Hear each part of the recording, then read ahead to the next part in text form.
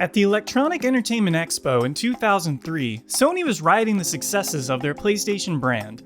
The PlayStation 1 was a smash hit in the 90s, outselling its competition, the Nintendo 64, almost 3-1.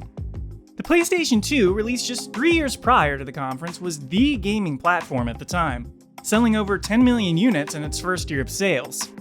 Sony was confident, and perhaps, in hindsight, even arrogant. After all, the PlayStation brand came to be after a deal between Sony and Nintendo broke down. Just as Sony was poised to debut their CD add-on for the Super Nintendo, Nintendo announced a partnership with Philips and their CDI video game console. Sony was bitter, and felt betrayed by Nintendo. And at this E3, they announced plans to step into battle on their competition's territory again. Just 1 year later, at E3 2004, the PSP was officially revealed. The Sony PSP was a direct competitor to Nintendo's extremely successful line of portable consoles, such as the Game Boy and the Nintendo DS. And they weren't pulling any punches. At the time, the PSP was being advertised as a true step forward in portable gaming devices. It boasted console-level graphics and featured games from popular PlayStation franchises. It also featured a unique home screen UI which allowed for more functionality than just playing video games. The PSP could play movies, music, and slideshows of photographs. It also supported Wi-Fi capabilities, which meant you could browse the internet and download files directly to the system, something that was groundbreaking at the time. Being connected to the internet also meant that online multiplayer gaming was an option, and a surprising number of the games took advantage of this feature. Despite the nature of the business, Sony wasn't playing games. They were clearly on the offensive against Nintendo. The PSP was poised to outshine Nintendo handhelds in almost every aspect. So, what happened? Why isn't there a current Sony handheld? Was the PSP a failure? Well, fans of the system sure don't seem to think so.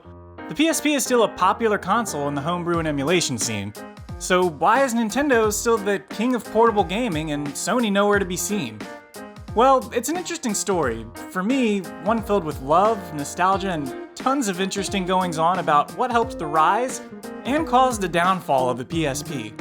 From official hardware and software to hacks, mods, and custom firmware, this is the story of, and my personal experience, with the Sony PSP. And now, ladies and gentlemen, please welcome the latest addition to the PlayStation family.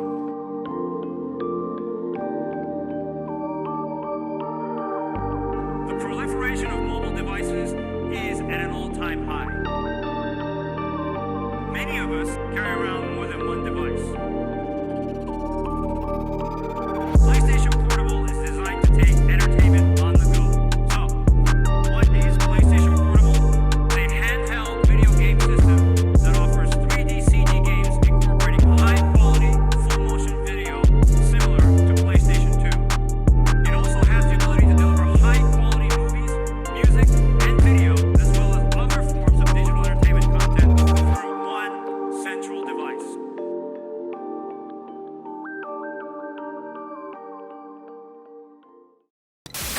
Sony's 2004 E3 reveal of the PlayStation Portable was met with excitement, but also skepticism. Others, like Nokia and Sega, had tried to take on Nintendo's portable juggernauts in the past and more or less failed miserably. Could Sony really do it? Surely if anyone could, the company sporting franchises like Metal Gear Solid and Spyro the Dragon would have a fair shot. They had a unique angle too. While Nintendo is seen as more child-friendly, Sony and the PSP targeted an older, more mature teen and adult audience with titles like Metal Gear Solid Portable Ops and multiple Grand Theft Auto ports. But they still had plenty of child-friendly games as well, and people already knew that from their experiences with the PlayStation 1 and PlayStation 2. So Sony was more focused on building up this perception that the PSP was for a more mature gamer. The PSP was advertised as a media device just as much as it was a gaming device. Compatibility with MP3 and MP4 files, among many others, meant that the PSP could also compete with popular portable music and video devices, such as the iPod and the Zune. People remember the Zune, right? I got a PSP in 2006 at the age of 13. I had owned every iteration of the Game Boy up to that point, but I traded in my GBA SP and entire portable game collection to go towards a PlayStation Portable. Combined with my birthday money that year, I bought this absolute beast of a portable system. It's so strange to think about how this was like the hub of my life through my high school days. I had all of my music on it, had downloaded funny YouTube videos and movies, had albums of photos from MySpace saved on it. But the fact that it was a fantastic MP3 and media device was just a bonus for me. This thing had some fantastic games. I spent countless hours playing Metal Gear Solid Portable Ops, both single player and online. My friends and I used to stay up until the wee hours of the morning, playing in tournaments set up on online forums by clans that were all formed around the game. There was also a Mega Man 1 remake, Mega Man Powered Up, that was so good. You not only got the original game, but also a reimagining of it. It also had stage building features way before Super Mario Maker was a thing. Wipeout Pure and Pulse are still some of my favorite games in the Wipeout franchise. Ratchet & Clank Size Matters was a full-fledged Ratchet & Clank adventure on the go, and while it's not a perfect game, it certainly scratched the itch I had for more Ratchet & Clank at the time. And probably the game that I spent the most time on, Tales of the World. I was a huge fan of the Tales series at the time, and this was a really cool game where you got to make your own character, pick your own class, and then recruit characters from across all of the Tales series to progress through the story with. The PSP, in my eyes, is a highly underrated console. It was so far ahead of its time, and I rarely see people mention that. These games had length, they weren't just pick up and play. They had full stories and really felt like that at-home experience on the go. Way beyond anything I had experienced on a Game Boy console at the time. 3D graphics, stereo audio, and excellent, comfortable controls all on the go. I was immediately in love with the PSP. Everything the PSP could do on top of playing games, from playing music to connecting to the internet, made the PSP seem like an adult piece of tech. And that's really where the divide started. Whether to Sony's advantage or disadvantage at the time, the PSP was seen as the system for the more mature, advanced, cutting-edge gamer, while the DS was seen as something more for children. Whether this helped or hurt them is debatable, but I know from my age group at the time, the only reason to own a DS was if you wanted to play the new Pokemon games. The PSP was seen as the system to have for adults and teenagers. From the outside, the PSP looks and feels premium. A solid black chassis with a high-gloss faceplate and silver bezels. The face buttons feel more high quality than most controllers from that era. While it only sports one analog stick, that analog stick works surprisingly well and is pretty comfortable and grippy to boot. The system is also limited to just two shoulder buttons, the L and R buttons, and while these are more prone to issues and loosening over time, they did the job. The Start, Select, and UI control strip at the bottom of the system, just under the screen, are what I'd consider the weakest point of the system. These buttons start out nice and tight, but would quickly become loose, sticky, and just filled with finger dirt. One more feature that I feel I need to mention on this is the hold switch. If you shift the power button down, it disables all inputs, which makes it safe to put this thing in your pocket while you're listening to music. Moving on to the inner workings of the unit, the display is a beautiful 4.3-inch wide TFT screen with vibrant colors no matter which model you go with, really. The system has built-in speakers that do the job, but also a headphone jack, something modern tech really needs to take a note from. The system is powered by a rechargeable lithium-ion battery that's easily replaceable. Just pop off the back plate and swap them out to your heart's content.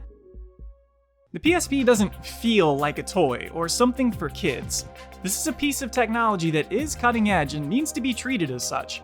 It's a beautiful piece of hardware, but not exactly the most accident resistant. One drop on a hard surface and a PSP is more or less doomed in one way or another. The buttons are also known to loosen over time and even get stuck in the console. And that beautiful display held up for a really long time, but recently I've noticed every PSP that I get my hands on has this weird yellowing around the edges of the screen. Getting into the technical details, the system operates with a MIPS R4000 CPU and sports 32 megabytes of RAM. The original PSP model shipped with 32 megabytes of internal storage, which was reserved for system firmware. Memory cards were used for data storage and came in various sizes, but the most quirky and unique part of the PSP is the choice of format for media distribution. The UMD. The UMD, short for Universal Media Disc, was pushed by Sony as the next big thing in media delivery. They allowed for large capacity storage in a convenient and easy to store and protect format. However, these little discs were far from perfect. While the plastic shell around it helped to prevent damage to the disc inside, they were prone to cracking and splitting open over time. The PSP was also the only product to ever use the UMD format, which meant adoption of the format was limited. With the streaming and digital download future looming, the format, while unique and functional, was doomed almost from the start, with even Sony themselves pushing towards phasing it out towards the end of the PSP's life cycle, releasing the PSP Go, a version of the PSP that didn't have a UMD drive at all and was focused on digital downloads. Still, I really like the UMD format. Even with its flaws, I've always liked miniature versions of things, and it's a really novel feeling popping a mini disc into the PSP and hearing it stir up inside. Overall, the PSP was a solid system inside and out. You had to take care of it, but that was part of the draw. This was a premium device. Sony would also create updated thinner models, the PSP 2000, 3000, and even the PSP E1000 or Street model. But none of them really added anything worth mentioning. In fact, many of them were actually stripping away features. The games were excellent, and it has a shockingly large library.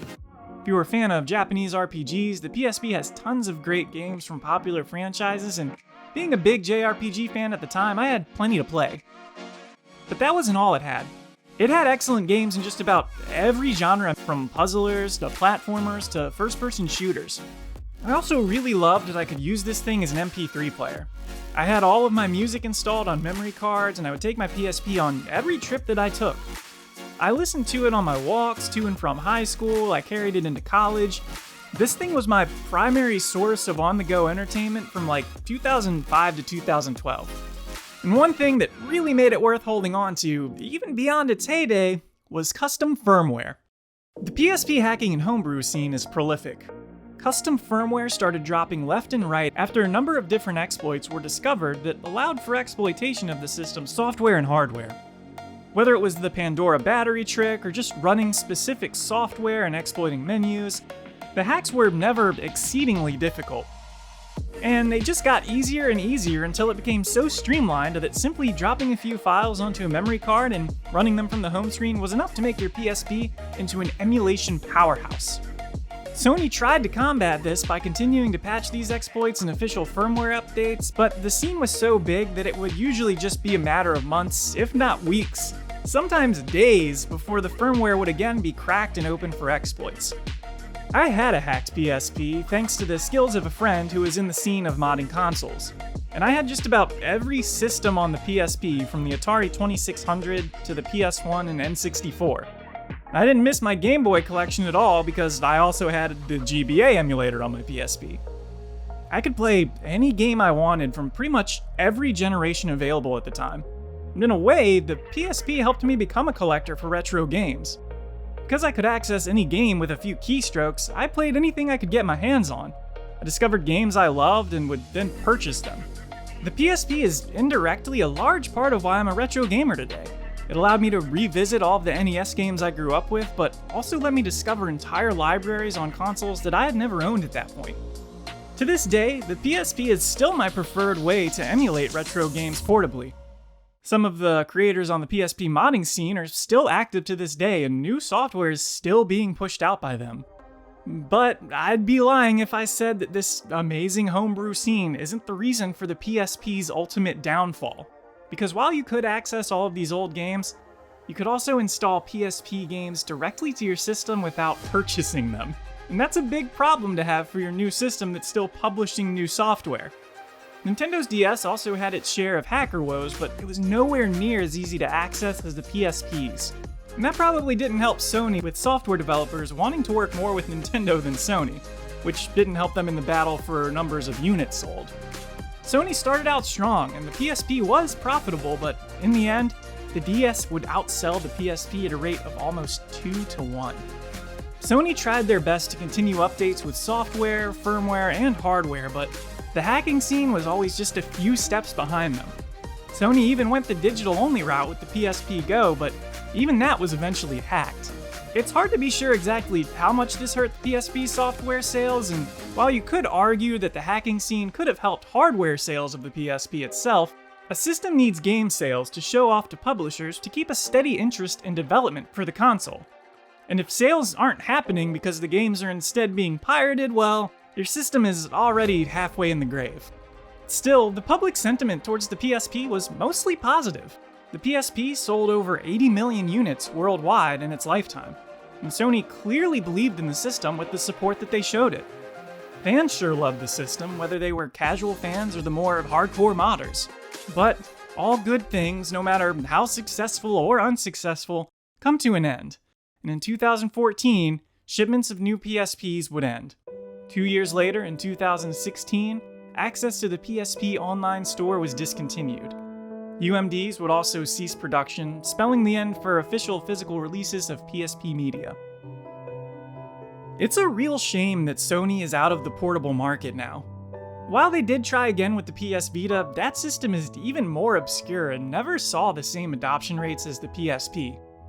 The Sony PSP was really ahead of the times. When I look at what I can only say is the closest thing on the market today to the PSP, the Nintendo Switch, it feels like the PSP, but arguably with even less features. The PSP was a true on-the-go, all-around media device. And there's really nothing quite like it on the market today. There's obviously much less of a need for something like it today, with smartphones and media streaming being so prevalent, but that doesn't change how innovative this thing was for the time. I feel like it really doesn't get the credit it deserves. Nonetheless, I still have a PSP and I'm still discovering excellent titles on it. I think that in the next few years, we're going to see a lot of nostalgia around the PSP as the generation that came up with it gains access to a more expendable income. The PS5 also recently started getting PSP compatibility thanks to Sony's new PlayStation Plus offerings, so I think the PSP may start to see notoriety again sooner rather than later. Perhaps this will spur Sony to take a look at what worked and didn't work with their portable devices. Maybe one day, Sony will get back into the portable market again.